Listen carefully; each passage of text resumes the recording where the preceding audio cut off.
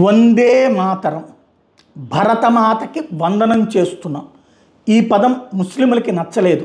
ఎందుకంటే మాకు అల్లా తప్పించి మరెవరికి వందనం చెయ్యమంటారు.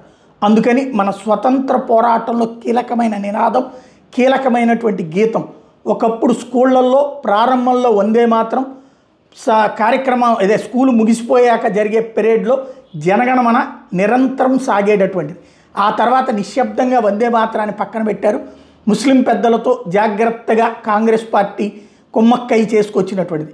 ఏ కాంగ్రెస్ పార్టీ స్వతంత్రం తెచ్చానంటుందో ఆ కాంగ్రెస్ పార్టీనే వందే మాతర గీతాన్ని మత పరమైనటువంటి ఓట్ల కోసం పక్కన పెట్టడమే దౌర్భాగ్యమైనటువంటి పరిస్థితి. ఈ వందే మాతరానికి 150 ఏళ్ళు. అక్టోబర్ 31, 2025కి అంటే ఇవాళకి వందే మాతరం 150 సంవత్సరాలు పూర్తి చేసుకుంటున్న సందర్భంగా ఇవాళ నుండి నవంబర్ 7 వరకు రాష్ట్ర వ్యాప్తంగా పాటల ప్రదర్శనలు, చరిత్ర అవగాహన కార్యక్రమాలు నిర్వహించబోతున్నారు. విద్యార్థులకు వందే మాతరం చరిత్ర, దాని వెనక ఉన్న తాత్విక భావాల గురించి అవగాహన కల్పించాలని ప్రభుత్వ ఉత్తర్వులు చెప్పుకొచ్చింది. ఇది బకించంద్ర చటోపాధ్యాయ గీతాన్ని రచించిన 150 సంవత్సరాలు పూర్తి కావడానికి సంబంధించింది. ఆయన 1882లో ఆనందమఠ నవల్లో ప్రచురించబడింది. రచన 1870లో ప్రారంభమైంది.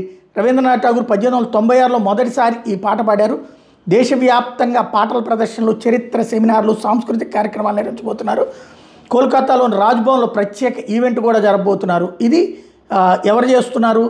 మమతా బెనర్జీ అక్కడ ఏది బెంగాల్లో చేయడానికి పెద్దగా పట్టించుకోకపోతే కేంద్ర ప్రభుత్వం చేస్తుంది. మొన్ననే మోడీ కూడా అక్టోబర్ 26న మన్ కీ బాత్ ప్రసంగంలో దీన్ని ప్రత్యేకంగా ప్రస్తావించడం అన్నటువంటిది ఒక కీలకమైన అంశం. ఇదే కాకుండా మహారాష్ట్రలో స్కూళ్ళల్లో ఈ ఉత్సవాన్ని పురస్కరించుకుని అన్ని పాఠశాలలో వందే మాతరం పూర్తి పాట అన్ని శ్లోకాలు పాడడానికి తప్పనిసరి చేసింది.